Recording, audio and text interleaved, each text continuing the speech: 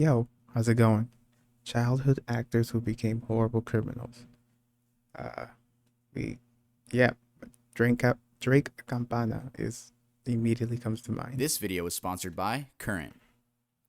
Many celebrities we watched in the early 2000s went on to achieve amazing things and lived out their dreams. Some returned to normal lives, but others not so much. With the pressure of growing up in the Hollywood Orlando industry, Brown. it's no doubt some ended up committing crimes and losing all the charm they once had. In today's video, we'll be talking about childhood actors who became horrible criminals. Hey guys, welcome back to another video. You guys notice something different? We got the golden baby up on the wall now. And also, the next upload is gonna be the second 1 million special. We're already at like 1.1 million, which is, thank you guys so much. It's gonna premiere live. Growing and so fast. Let's just say, it's gonna be on other services, streaming services as well. June 15th. Nice. New music video premiering live. Different genre, we're switching it up, and I can't wait for you guys to see. I'm so excited. June 15th. June 15th, June 15th. Make sure to follow me on Instagram to see some sneak peeks. But June 15th is also the same day we're releasing the second Earl drop. Earl is my clothing brand, in case you guys don't know. We are now switching that Earl to this Earl. Look at that. Look like a streetwear brand, right? And our quality is so much better. Here, look at this. This is an embroidered hoodie. I could see this graffiti. Summer hoodie, which means it's lightweight like for random summer malls. nights. Dude, I'm telling you, there's so many things that are gonna be sold on the store. We have champion shirts and champion hoodies. It's so fucking cool. Oh, anyway, shit, let's get dope. on with the video. Collab. But first, let me tell you guys about today's sponsor, Current. Current is the future of banking and runs entirely off your phone with a dedicated mobile app and debit card. Just look how beautiful she is. With Current, there's no minimum balance requirement.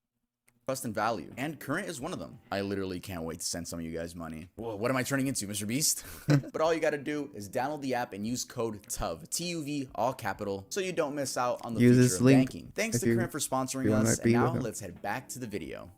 Definitely use his link. Drake Bell. Drake Bell, one of the stars of the 2004 Nickelodeon hit sitcom Drake and Josh. In the show, he played the cooler stepbrother that had a way with girls but wasn't that smart. Meanwhile, the other brother, played by Josh Peck, was the sweeter, more innocent half. Together, they made a dynamic duo whose adventures never failed to make 2000s kids laugh. The show ran for 4 seasons from 2004 to 2007, and even had a movie that premiered on Nick as well, Drake and Josh Go Hollywood. After the show ended, Dan Schneider's show still continued. Though Schneider is a disgusting person, he still gave us some great shows. We had Zoe 101, Victorious, and iCarly. But what happened to the stars of Drake and Josh? Well, Josh Peck continued his acting and voice acting career, though when you have a role that iconic, it's kind of hard for people to not see you as that thing alone. I mean, Macaulay Culkin still gets called the Home Alone kid to this day. Anyway, Josh Peck really mirrored his TV persona, as he really seems to be a wholesome dude. I don't want to hear about your fucking fathers and how their assholes work, all right? It makes me sick, and I fucking hope they fucking die of disease. Holy shit, what movie is this?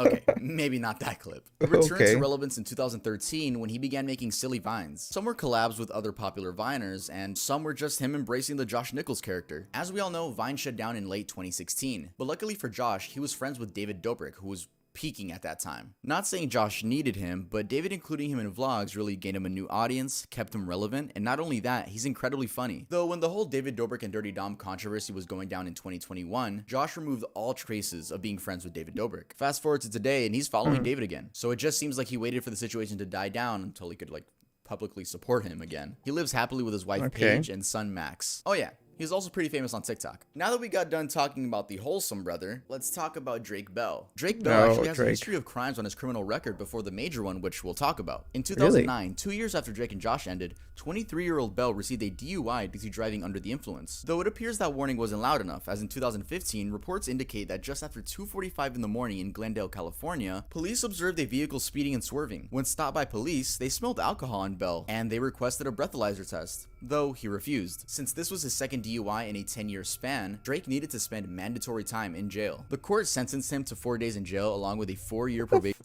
What the fuck is that hairdo, bro? What's going on there, though man? He didn't spend 4 days. He spent 1. This was apparently due to good behavior. He also had to attend an alcohol education program. In 2020, Drake's ex-girlfriend, Melissa Lingafelt, made some disturbing statements on TikTok claiming that Bell abused her during their time together. They dated in 2006 when she was 16 and he was 20. Why that slipped under the rug, I don't know. She says that he verbally and physically abused her. I'll play some of her TikTok here. When I started dating Drake, I was 16. I was homeschooled. I moved in with him. I was singing. It wasn't until about a year when the verbal abuse started. And when I say verbal abuse, imagine the worst type of verbal abuse you could ever imagine, and that was what I got. It then turned into physical, hitting, throwing, everything. Wow. At the pinnacle of it. Drake responded to this by saying that the claims were false and the most he did was call her names, which she returned back. Then in 2021, reports came out that Drake Bell had exchanged inappropriate messages with a 15-year-old girl. Melissa, which is his ex, had this to say: "What he's being arrested for right now is a prime example of what I would witness. Him having inappropriate conversations online with underage girls. I saw really questionable, crazy shit on his computer. The stuff he'd be looking at was fucking insane." In July of 2021, Drake Bell was sentenced to 2 years probation on child endangerment charges. The victim, who was 19 in 2021, stated that he'd done a lot of damage to her life, including the fact that he began grooming her when she was only 12 years old, and that the messages became, quote, blatantly sexual once she turned 15. Drake was on that EDP. Like, would soon address this on an Instagram video, so let's hear what he had to say. I'm not perfect, and I made mistakes. I responded to a fan whose age I didn't know. Yet when I became aware bullshit. Of age, nah, conversation and communication stopped. And this individual continued to come to shows and pay for meet and greets, and all while I was unaware that this was the same person I was communicating with online. And that's what I pled guilty to. You know, it was reckless and irresponsible text messages. I want to make clear that there were no sexual images, nothing physical between me and this individual. I was not charged with anything physical. But yeah, very horrible situation for the victim, and very stupid decisions made by a once beloved actor. Kind of predator. Kyle Massey. Kyle Massey began his journey to stardom in the hit Disney Channel show That's So Raven. The show released in 2003 where he played Corey Baxter, the charismatic 12-year-old brother of his psychic sister, Raven. His career seemed to only be going up, even getting his own spin-off show Corey in the House in 2007. Corey in the House. He continued appearing in Disney shows, movies, and soundtracks. Did you guys know he voiced Milo on Fish Hooks? I thought that was pretty cool. Anyway, as he got older, he began to focus on music, even forming a rap duo with his brother known as the Massey Boys. As time went on, he had smaller roles in other shows, but none were as big as That's So Raven and Corey in the House. He also started a solo rap career, and it's not that bad.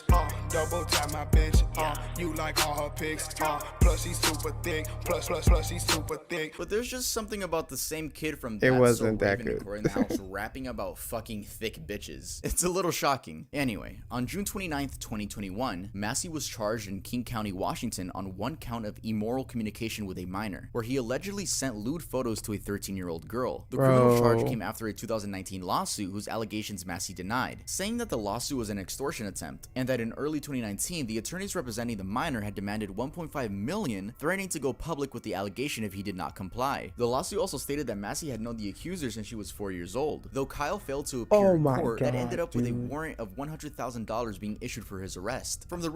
Since 4 years old? Dude, that's like your little sister at that point.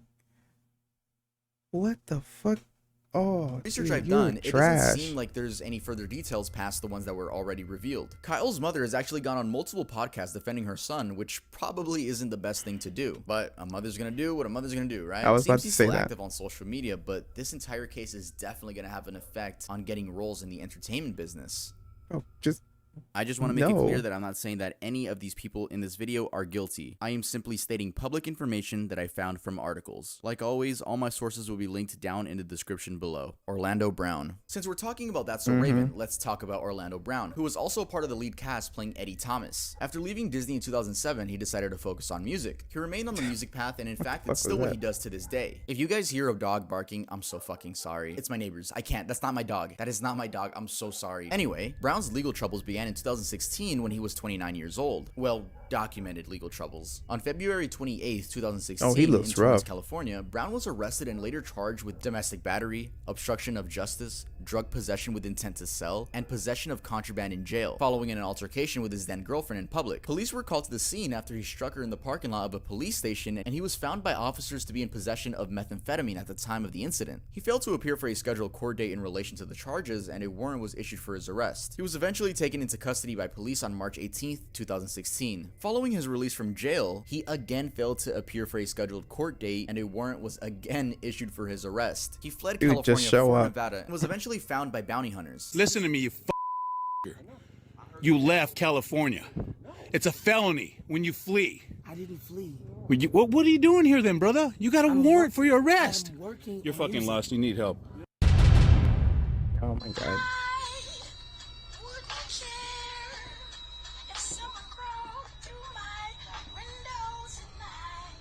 Jesus 2 months Christ, after dude. that, Brown was arrested by police after they found meth and a meth pipe on him. He also had another warrant out for his arrest. And in that same year, actually, Brown revealed a new tattoo on his neck, that being of Raven-Symoné from That's So Raven. Speaking of Raven, Orlando Brown actually had this to say about her on a Vlad TV interview. I mean, I told you in the first interview, I mean, she gave me, and then I gave her some,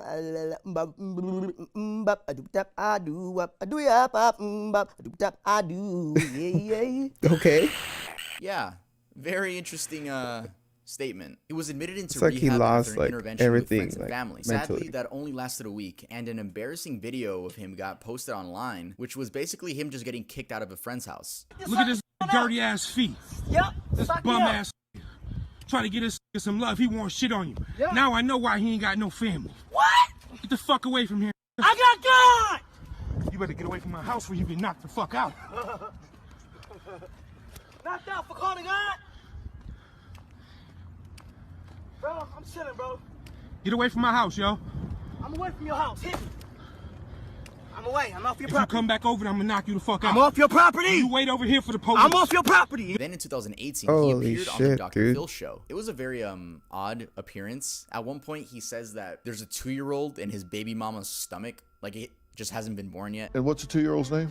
2-year-old, still in the belly. Still in the belly, we don't know yet. Okay.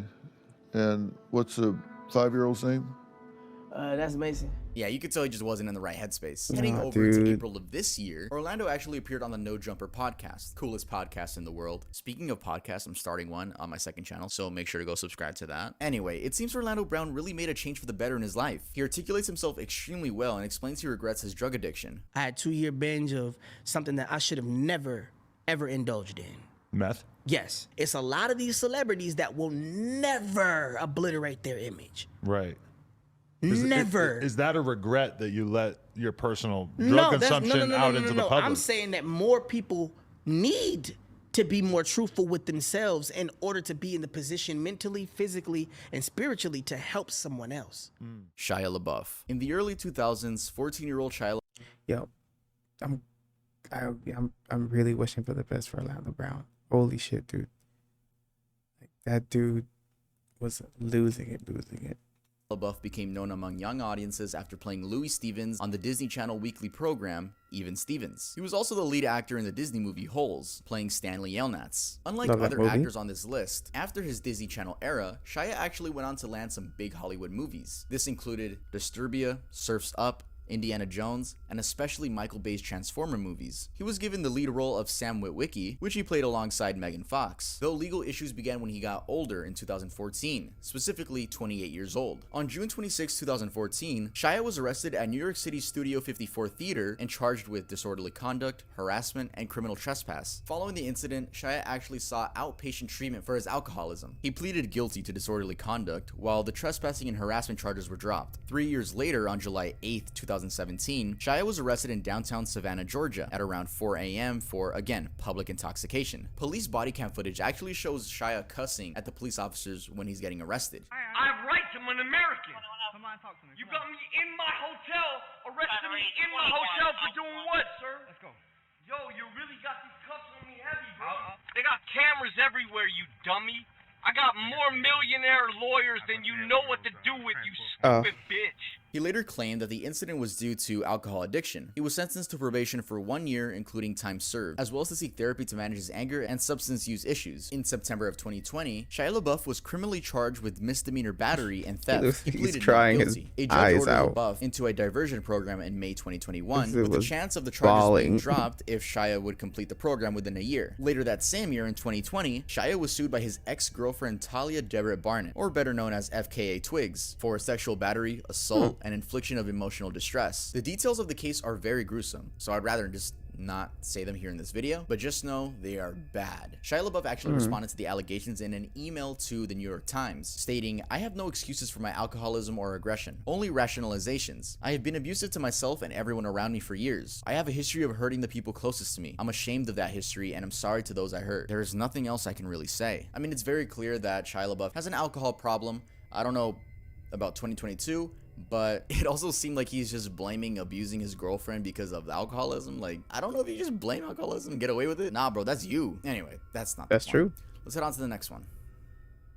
Dana Plato. Dana Michelle Plato gained some popularity in the 1973 show The $6 Million Man when she was just 9 years old. She magnified her fame when she started the 1978 sitcom Different Strokes. And Dana actually became pregnant, and due to that, she was kicked from the show. So during my research, a lot of people in comments sections say that Dana Plato was extremely abused by the Hollywood industry. And honestly, I agree. After that, she appeared in independent films and was actually the first celebrity to appear in a video game. We've actually spoken about this video game in this video. And that's 1992's Night Trap for the Sega CD. Yeah, that was her. Toward the end of her career, Plato was given roles that were erotic. She appeared nude in Prime Suspect, Compelling Evidence, and in the softcore erotic drama Different Strokes, the story of Jack and Jill, the title of which was changed after filming in order to tie it to Plato's past. Dana separated from her ex-boyfriend Lanny Lambert in January of 1998. The same week, her mother tragically died of scleroderma. In desperation, she signed over power of attorney to an accountant who disappeared with the majority of her money, leaving her with less than $150,000. She claimed the accountant was just never found. During her March 1990 divorce, Dana lost custody of her son to Lambert and was given visitation rights. Then after that, she became engaged to Fred Potts, a filmmaker, but that also ended as well. She then later married again to actor and producer Scott Adkins. Y'all notice she was only dating people in the Hollywood industry, right? I'm sure it was just being desperate trying to get some more roles. So she wasn't getting any roles, and it came to a point where she actually had to end up working a 9-to-5. With no idea on how to make money next, in February of 1991, she robbed a video store.